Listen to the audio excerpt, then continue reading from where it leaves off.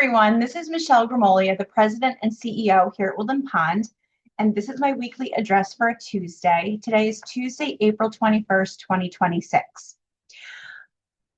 We've got a laundry list of things to go through today, a combination of announcements and some items that came into the rumor mill and suggestion boxes and some correspondence that I've had from residents this week and last, so I thought I'd kind of do a fill-in on that.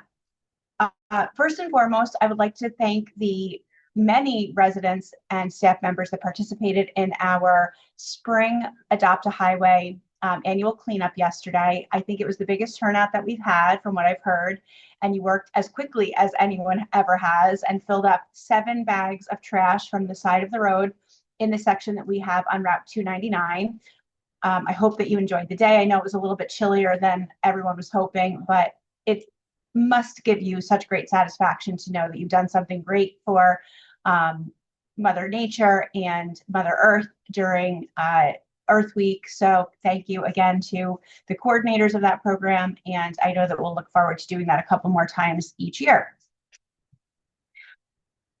Harry has asked me to let everyone know that the new resident orientation and social that is scheduled for this Friday, April 24th at 3:30 is in the classroom.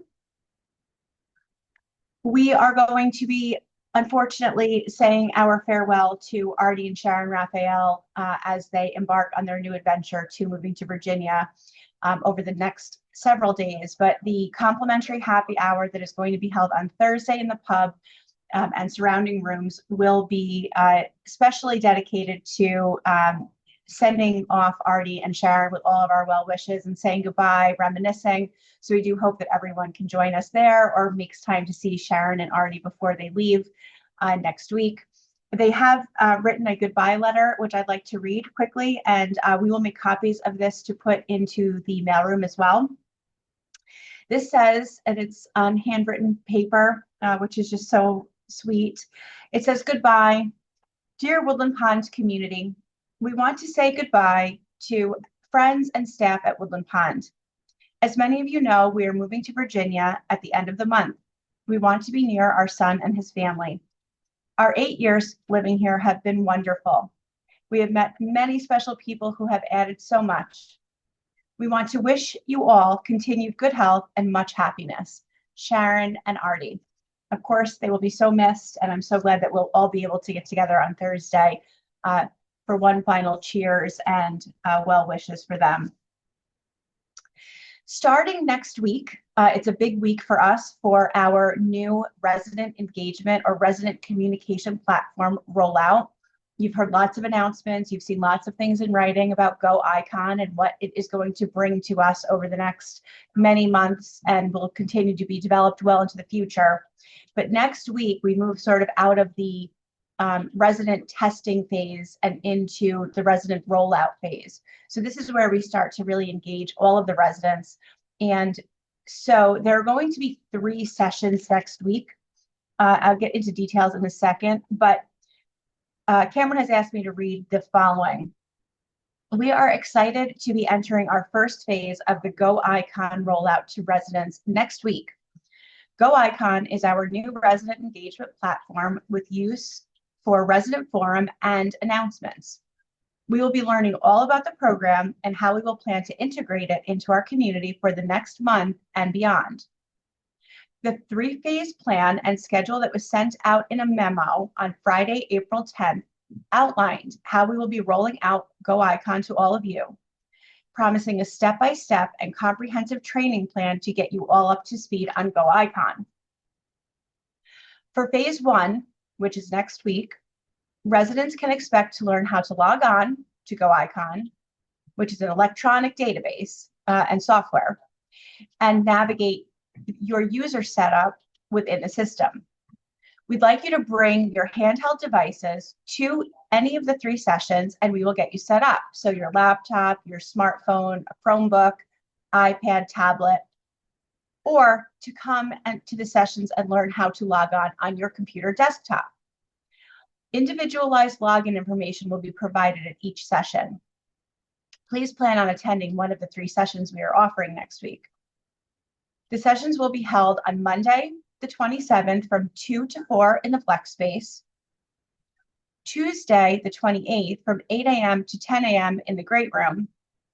And Thursday, April 30th from 12 to 2 p.m. in the flex space. We will make sure to include these dates and reminders in the Chanticleer as well. And in the continuing spirit of thanking residents for your feedback and input, thank you to all of the residents that have been pioneering the software with us. We've had great partnership with other organizations that have rolled the software out, years before we have. We know that it's going to be a very iterative, a very dynamic process. We are going to sort of start at one point, and the way we use the system is going to evolve continually. So right now, we really just want to get everybody into the system, sort of understanding and learning how to navigate through it. And then as we go through, we're really going to make enhancements. So this is what you see today or next week is not going to be what you see in a month, and it's definitely not going to be what you see in 6 months and a year and so forth. It's just going to be continually evolving. So we do want feedback. We're going to tweak everything that we can. We want this to be as customized for the Woodland Pond experience as possible, but we're really trying to feed it to you in baby steps. So next week is logging into the system, getting your username and password, getting the application onto your devices, and then the following 2 phases will go from there.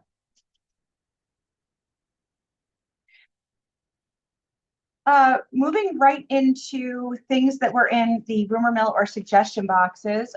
This says, my apologies if these questions have already been asked and answered. I missed some meetings. Since the campus expansion is being rethought and resized, I was wondering if you could explain the rationale between having 2 small buildings instead of 1 large building. Having 1 building would involve just 1 heating plant, 1 electric hookup, 1 water main, etc. So it seems it would be less expensive. More importantly, since the expansion is already isolated from the larger community, having 2 buildings isolates the residents even more.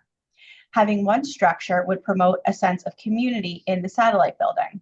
And this person did sign the letter. I will not use her name, but I do appreciate you signing it. So yes, and I know that there's been an enormous amount of communication, but there is a very important aspect of this that it seems like maybe didn't make it your way. We acquired for that particular parcel 11 contiguous acres of property. And it's sort of shaped like a rectangle. And when we initially began speaking to the prior landowner, it was our intention actually to make that a satellite campus fully of cottages, because that is where by far our most extensive waiting list is, and that's where the demand in the market is. So initially that was going to be strictly a neighborhood of cottages, and we were not intending to plan an apartment building or hybrid buildings at all. And then as we began to do our due diligence before we purchased the property, our plans changed because we identified that the wetlands that exist on the Woodland Pond property actually extend through that property as well. And so that changed what was one sort of rectangular shaped piece of property into a buildable rectangular shape of bifurcated in the middle. So we have an eastern portion of the property that we can develop outside of the wetlands, and we have a western portion that we can develop outside of the wetlands. After we determined that the property is ecologically vulnerable, we then pivoted our plan to reducing the footprint of the buildings as much as possible to reduce the disturbance to the soil and the disturbance to the environment. And what that necessarily meant was we needed to go vertical. So we scrapped the ideas of doing cottages at all as soon as we really understood the extent of the wetlands and the desire to protect that environment. And so in looking at the layout of the property and what is available to us, we are able to use the existing water and sewer hookups that run down George Danskin Way, and all 3 buildings will be connected into those. We are not running new lines down North Putt. We're going to use our existing lines, so you'll just have the hookups. But we cannot do 1 single building because there is, again, the western buildable portion and the eastern buildable portion.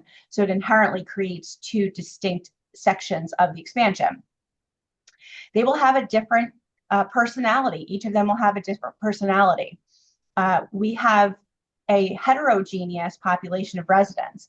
And the combination of amenities and residences available on the expansion parcel will be heterogeneous as well. It's not going to be one size fits all.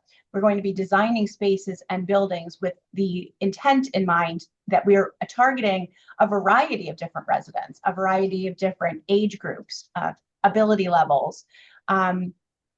So between the existing campus and the hybrid buildings and the apartment buildings on the renovation site, we're going to be able to really offer a much more expansive opportunity for a variety of different residents beyond what we're offering right now, which is really just the apartments and the cottages.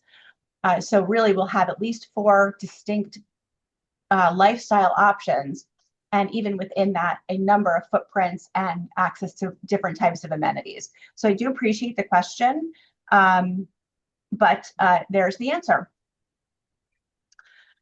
Okay, the next one says, why is there a solicitation of funds on the hostess desk? Isn't that a no-no? And I actually have a couple of other items on this as well. I was not aware of what this was referring to. So yesterday, having gotten this on my desk, I went up to the hostess station and I did indeed find a plexiglass placard with a flyer in there asking for a information or presenting information about an autism fundraiser. I immediately removed it. I have reminded everyone on staff that these types of solicitations must be explicitly approved by my office or by me in particular. And I had not approved that, was not aware of it, so I took it down. Anyone that comes across anything like this, please do bring them to me. If there is a possibility that I may have approved it in keeping with the handbook policy, but this particular one I had not, and so it has been removed. So thank you for that. We similarly ended up finding a flyer like this, not like this. This actual flyer was placed in the mailroom and no context was provided. It was just it sitting in the mailroom. It says, what is anti-Semitism? Is criticism of Israel anti-Semitic? Please join us for a discussion by the New Paltz Women in Black, and gives the date and time of that, which is this week. This type of flyer is okay for residents to put out, but not in the mailroom. This type of flyer and anything like this that's inviting someone to attend or consider a non-Woodland Pond event or situation, those should go on the bulletin board that's down in the flex space. There's a bulletin board that's down there. That's sort of free reign for the residents. Please use that as a mechanism for anything like this, and please refrain from utilizing these in the mailroom. You are welcome to recap this and put this into BraveNet if you'd like to. And we'll see, sort of what the feedback is on that. But again, that's a resident forum. So just kind of keeping that in mind. In terms of issues that, I'm sorry, a couple more things, just kind of out of order. A message went out in Constant Contact about an hour ago, asking residents to consider participating in a very time-sensitive and very work-intensive project that we need to prepare for hanging art for phase 1 of renovations. We long ago decided that to the extent that we possibly can, we want to incorporate our existing art collection of either loaned or donated art into the renovations. We do not want decorator art. We don't want mass reproduced art. We really would like to capitalize on the thousands of beautiful pieces that we have here on campus and incorporate those intentionally into the design. So we're quickly approaching the first phase of where our first art installations need to be curated by the interior designer.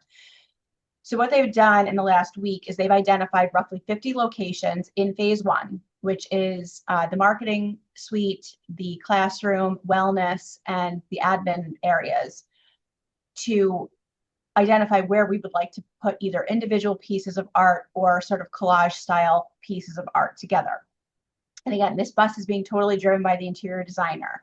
What they're wanting our help with is to help them pick the pieces from our collection. And as I said, and as you know, we've got thousands of pieces. If you walk around the buildings, they're literally everywhere. They're in the basement. They're in restrooms. They're in every hallway, everywhere. And what has happened is the interior designer has given us specifications of the types of pieces that they're looking for, the measurements of the pieces, the medium of hanging arts, whether it's photography for certain areas or acrylics or watercolors or styles of painting. The design overall of all of the renovation is heavily influenced by Hudson Valley influences. So the Hudson River School of Art in particular, and then certain environmental aesthetics that exist in our natural environment, the use of bluestone and other natural materials. And that's sort of how the color schemes are being evaluated. Now, again, the interior designer is driving the bus on this, but they need our help. We're hoping that we can get a group of 4 to 6 residents interested quickly to help us identify 100 to 200 pieces that the interior design can select 50 from for this first installation. But we know that it's going to be very labor intensive and it's going to require a commitment. So we cast a broad net and we're asking all residents that might be interested to sign up if you'd like to learn more. This is something that's going to require a lot of manpower and a significant organization underneath our purview. If we do not get adequate number of residents to help us with this very, very time sensitive task, like needs to get done in the next couple of weeks kind of task, then we will be identifying staffing opportunities to do so. We do not want to miss this opportunity to have our incredible collection professionally curated into these spaces. And we're hoping that everyone who has a piece that's selected through this process by the interior designer does agree to let us move those pieces into the spaces that the designer feels would be really a nice showcase area for them. Obviously, it will be your choice if you are the owner or the artist, but we are hoping that people are cooperative and will help us to really highlight those pieces that the interior design firm thinks fits well and helps us to tell the story within each of these spaces. So if you're interested in that and participating in that or learning more, please sign up with Concierge by the end of the day this Friday. And then once we get a list of individuals that are interested, we will get email communication out and then we will have kickoff meetings very early next week. A number of you have come to me, and I'm just so excited about this, in the last 2 weeks, as the Performing Arts Center has started coming out of the ground, and as the renderings have come up, and have said to me very frankly that when we initially put out the request for support for the capital campaign for the Performing Arts Center, that you were skeptical, didn't necessarily know if you were comfortable making a financial commitment to the capital campaign, but now with the reality of what this is going to be and the excitement of what you are all bringing to fore with this project, have asked if there's still an opportunity to make a pledge, a new pledge or an additional pledge. And the answer to that is absolutely and of course. We know that many of you want to have your name on the donor wall and sort of go into perpetuity with that. And we know some of you want to remain anonymous, but that you really just feel amount of joy being able to support what is going to be undoubtedly probably the showcase of our community, but certainly an incredible highlight of what we're able to utilize for resident performances and education and gatherings and the whole 9 yards. So absolutely, you have an opportunity to make a new or additional pledge. We are going to be getting out information about how you can do that in the next week or two. We will also be gently reminding the handful or so of people that did make a pledge for the fourth quarter of 2025 or the first quarter of 2026 that we have not yet received your gift or your donation. And again, these are completely optional. And we know that, things get busy and so forth. We will be sending out individual reminders if we had a pledge. We want to just make sure that if you're still intending to make a donation, that you have the opportunity to do so. And we are working with the interior designer to figure out how all of the recognition opportunities will be memorialized, but it's all coming together. Very, very exciting. And so thank you to the more than handful of people that have asked me this question in the last couple of weeks. Very exciting. We had Communication, sort of general, help us to understand communication or visits that I've had in particular from residents, threefold over the last week, and kind of categorizing these and how they go. The first was from a resident that had moved in within the last year and wanted to sort of recap their observations and experience about the move-in process itself and some things that they felt that we could improve on in terms of the turnover of the residents, and asked us to consider those items. And I do really appreciate that feedback. We're always evaluating our processes here at Woodland Pond. And even though this person had moved in quite some time ago, the observations are still always good for us to know and to be discussing. So this person sent a list of sort of punch list type items about how the porch wasn't as clean as they would have liked, or there was a portion of molding that wasn't painted when they moved in, things that certainly were missed and certainly should have been caught by our turnover team. I took that information and provided it immediately to marketing to look into the history on that particular move-in to see if they had any information that could help me further understand the specifics, but also for marketing and then maintenance to look at the list and understand how can we get ahead of these things consistently going forward. So again, very much appreciate that feedback, and there's no sort of statute of limitations on things at Woodland Pond. So if you've had an experience, and even if it's months after the fact, and you'd like us to think about or incorporate those kinds of feedback, please do let us know. The next, we've gotten several people that have asked about some of the things that were raised in the Finance Committee meeting 2 Mondays ago, and they're great questions. And what we think is going to work best, and the intention is that I talk with the Finance Review Committee about this at their May meeting, but I think it would be really helpful and instructive for us to do a 6-session summer finance seminar and really just kind of go back to basics for all of the residents that are now interested in finance at Woodland Pond, maybe to an extent that you never were before, and really kind of need the basics to kind of do the building blocks. We'll do 6 consecutive and 6, they'll build upon each other sessions over the course of the summer so that we can go through all of the things that the Finance Review Committee has come to know over the years. Well, not everything, because they really kind of get into details and so forth, but at least the basics, so that we have a really good foundation for all of the residents that are interested to understand the history, the industry, the regulation, the oversight, and where we're going in the future. So look forward to that. I've got to get them slotted into the calendar, but I think that's the best way to approach it. And I'm hoping that we'll have a good discussion about that at the Finance Review Committee meeting in May, and then hopefully that will be endorsed. I will take feedback from the committee as to content that they'd like us to include, things that they think we should avoid, format, timing, that kind of thing. So stay tuned for that to happen in the summer. I did have a resident that wanted to let me know that she continues to take exception to a couple of policies that were reinforced in the latest version of the handbook adoption, one of which is pet policy and the other is solicitation. And I know that these are both, very, I don't want to say hot button topics, but they're topics that resident groups to some extent have significant feelings about. We know that the pet lovers would like to have sort of carte blanche for pets, and that people that don't feel so comfortable around pets like to see a little bit more of a conservative policy. Same thing with people that have a real passion project for a certain community organization or a project that we're doing on campus that might be strictly resident related, and being able to solicit for funds. So I just wanted to remind, and I did take the opportunity to remind this resident about the process. Any policy that's in the resident handbook is really a resident policy.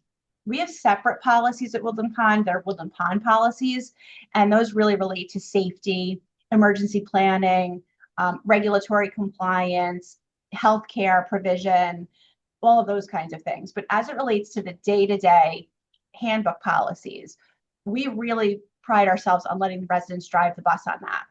And there's no better example of that than the way the process worked this year. It was a fully engaged and fully resident-driven handbook review task force. I think I went to a kickoff meeting and maybe one interim meeting out of the 6 or 8 that they had, but otherwise the entirety of the review and proposal of the handbook edits went through that committee. That task force then presented their results to both management and the Residents Council. Management had very few edits, as I recall, and then everything went to the Residents Council for final endorsement. So to the extent that you have an exception or you take exception to a policy that's in the handbook, please remember that your voice is always ready to be heard by the Residents Council through the ear sessions or through the regular evaluations of these policies as we do our handbook reviews every couple of years. We don't have to wait the 2 years to do the review, but if you have a concern or you'd like a policy to be reconsidered or reworded, start with the Residents Council, go through the ears process at Residents Council, let the Residents Council consider it, and then the Residents Council will escalate that to our management team for consideration because ultimately we print and collate the book.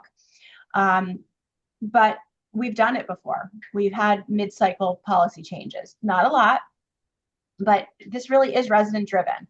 And so I understand that sometimes it can feel like this is somehow Woodland Pond creating the policies, but really we're just here to enforce.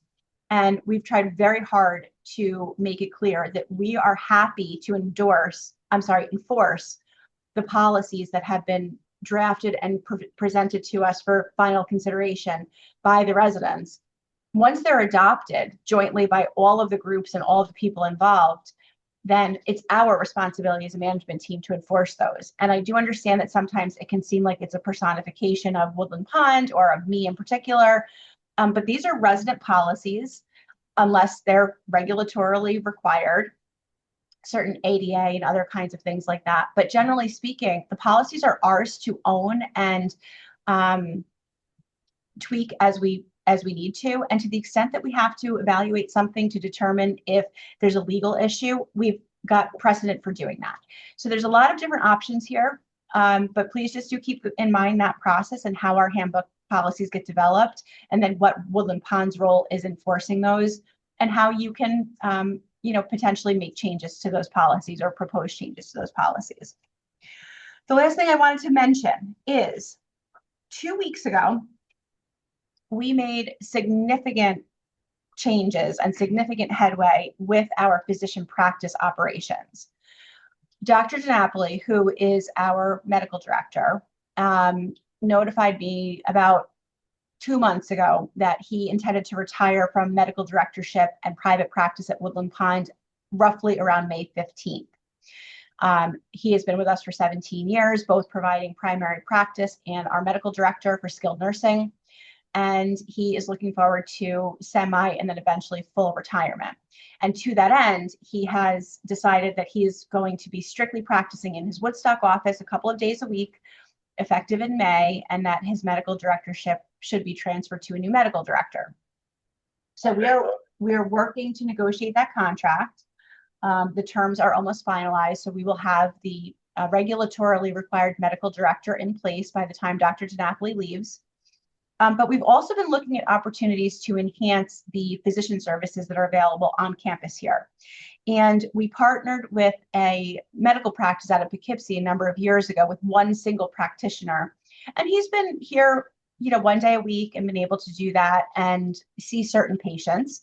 But we really have heard and understood that you really wanted more access to on-site medical care. And so we have now grown that relationship with that physician practice, Access Medical. And 2 weeks ago, a nurse practitioner named Rosa Armstrong, who is a geriatric nurse practitioner, very experienced in long-term care, very charismatic, very on top of things. Rosa began with office hours here on site a couple of weeks ago, and she's going to grow her time here as more and more residents may choose to see her as their primary care provider. She is being supported on site by a full-time registered nurse, also from the same physician practice. So there's going to be more and more communication that comes out about opportunities to meet both Rosa and Josephine, the RN. You are going to start to see them out and about on campus. They're holding office hours this week. They're here Monday, Wednesday, Thursday, and Friday for independent living residents that are already members of the practice and those that are moving into the practice, assisted living, garden view, and skilled nursing residents. And they're going to be doing our employee health function for us. So we're really trying to grow and strengthen this relationship. And we're going to be providing opportunities for the residents as a whole to meet and greet Rosa and Josephine, understand where their offices are, how it would work for primary care. But it's a really exciting opportunity, and we're excited to let you know that there will be more to come on this. That is all that I have for today. I hope you have a great day, and I'll see you next Tuesday.